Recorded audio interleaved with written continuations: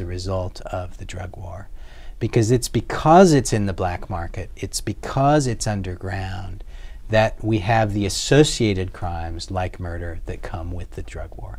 And that doesn't count the $50+ billion that you can identify that the government spends in order to wage the war on drugs. There are other costs. I was visiting with the president of a university in Guatemala, and we were chatting. We were at an event, very appropriate discussion, and I said, so, you know, what do you think is the most important issue for your country? And he changed his tone and he said, the drug war is the most devastating thing for the foreign policy of the U.S. with respect to Latin America. It's that we send planes in to defoliate crops. We are sending in money. We train special forces in some of these countries.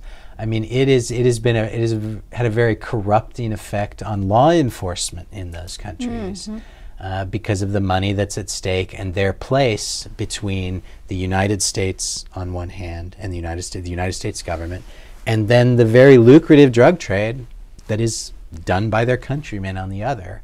And it puts them in really an unwinnable position. So there, as you said, there are many unrealized costs from the drug war in addition to the $50 billion and incredible numbers of people who are in prison for nonviolent drug crimes. Oh, and the amount of money incarcerating them and the billions we spend on the war and interdiction, you know, trying to keep it from coming into the country, that billions could be used on education, like they've done with tobacco. Right. You know, tobacco used to be glamorous, and doctors would advertise it on TV. Right. Oh, yes. And then they just spent a huge amount of time, energy, and money educating people that it'll kill you, which it will.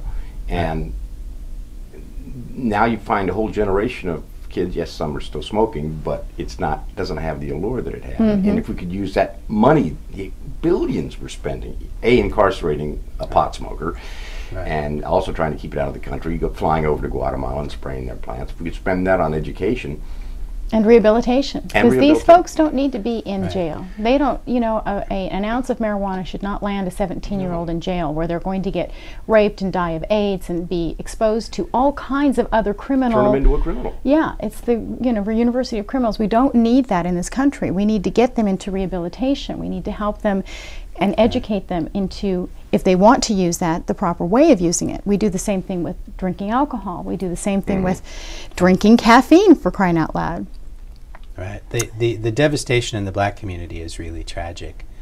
Something like 50% of black males in their 20s are in the criminal justice system. 50%. And how much of that is related in any way, shape, or form to drugs? Do we know? It's huge. It's huge. There's a huge, and I would be off the reservation if I tried to give you statistics. My recollection is that it's disproportionate. Minorities, blacks and Hispanics, are disproportionately represented in the drug crimes that are prosecuted in this country. And if you're white, your odds are much lower of getting prosecuted, number one. Number two, if you're caught, you're far more likely to go into what they call the treatment programs rather than directly to prison.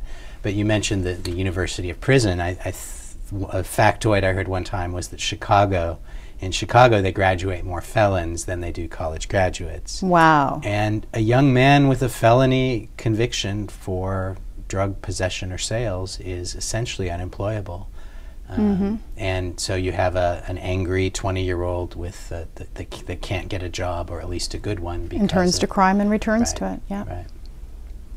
Well, that is really interesting. I know that when we talk about the drug war and the money that we spend on the drug war, you know, I think about what we could be doing. You know, the rehabilitation, the lack of prisons, the freeing up of the prisons, and everything else.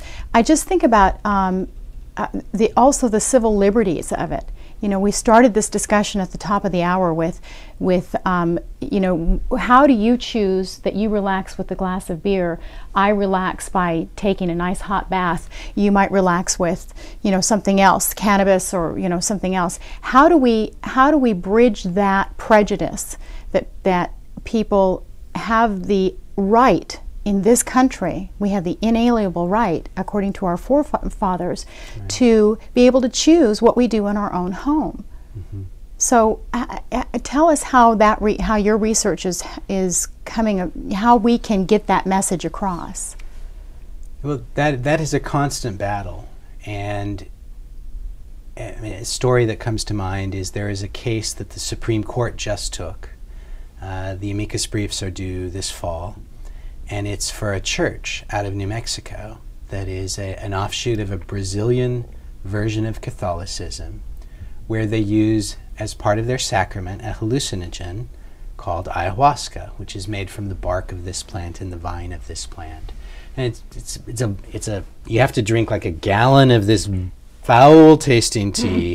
The people who drink it end up throwing up before having hallucinations, and it's all done within this religious context in once a month, 6-hour type church service. And there are only like 140 church members in the country, and they're arguing for their religious freedom under the Religious Freedom Restoration Act to include this in their sacrament.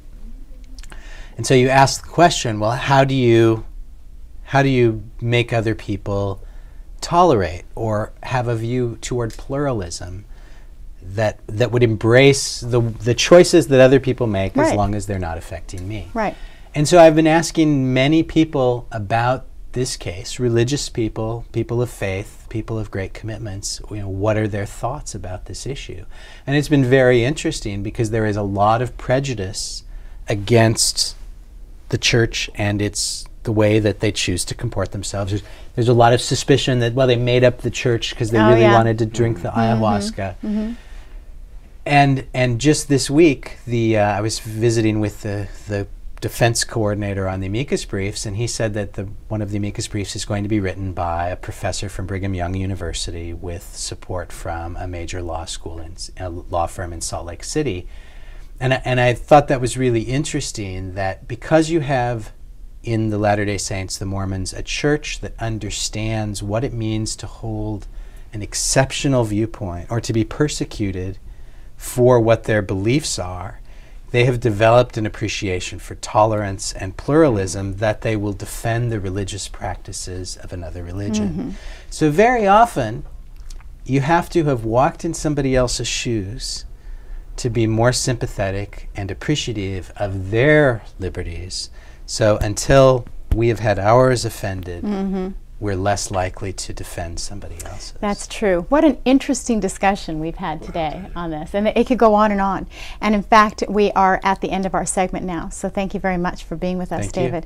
And I want to invite you to join in the discussion at reason.org, which is the organization that we're at right now, Reason Foundation. Reason.org is their website. And you can learn a little bit more about the drug war and some of the research and papers that are being written on American policy right now. And David, great to have you on the show. Thank you very much. Thank you for having me. Thank you. And if you're more interested in the Libertarian Party, please join us at www.lp.org. And you can also call us. ca.lp.org also. There you go, California, well spoken. And you can also call us at 1-800-ELECT-US. So we'll see you next time on the Libertarian Alternative. Bye-bye.